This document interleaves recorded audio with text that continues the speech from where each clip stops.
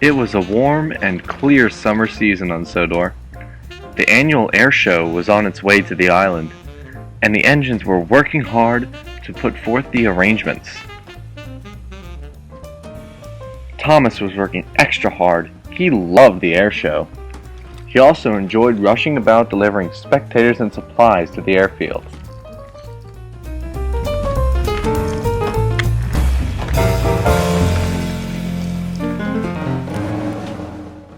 A biplane whooshed by Thomas. It was practicing for the airshow. It rose and it dove. It spinned and it swirled. Then suddenly, it fell.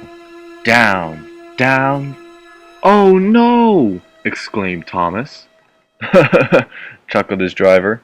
"That's supposed to happen. He's practicing for the show." That put Thomas's mind at ease. That night, the engines discussed the airshow. "Stupid whirly-bird things. Novelties at best." "I think they're quite nice," squeaked Percy. "Puh! That's because you're as childish as those airplanes." Percy felt hurt. "Don't feel bad, Percy," said Thomas. "I like the airplanes too." Thomas felt bad for the way Gordon snapped at Percy, and he wanted to teach Gordon a lesson. The next day, Gordon was basking in the sun comfortably while Salty arranged his coaches. Thomas saw Gordon there too, and his chance for trickery had come. Thomas raced forward and gave Gordon a great bump, sending him into Cranky's cargo of eggs. "Serves you right." "Thomas!"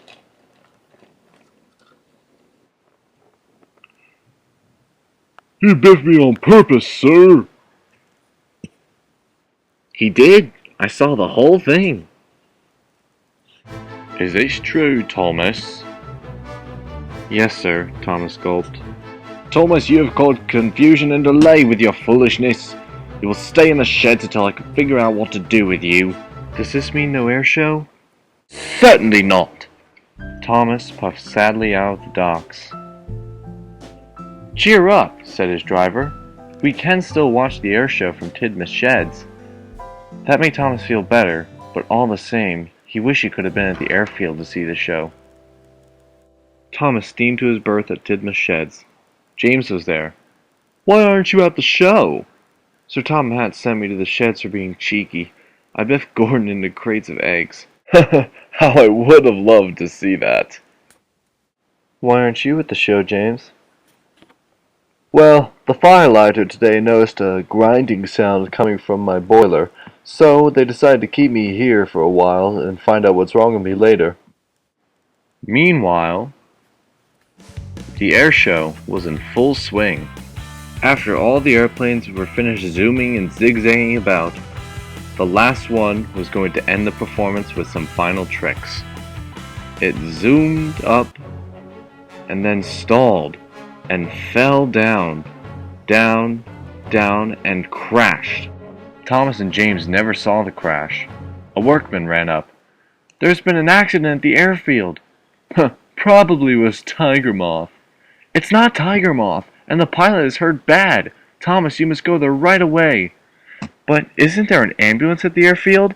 Besides, Sir Topham Hatt, the ambulance broke down. There's no time to lose." Thomas scurried to the crash site as fast as he could. When he got there, he saw the scene.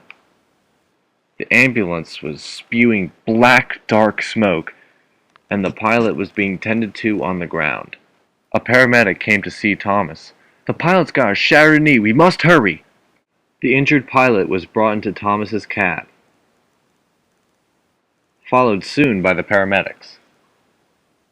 Thomas wheeshed down the main line at the speed of light to deliver the injured pilot. The other engines whistled and hooted at Thomas in support.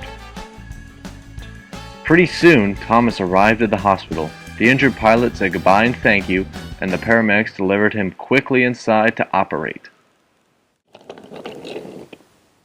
"Well done, Thomas. I'm proud of you for stepping in during an emergency and taking charge even when other things prohibited you from doing so.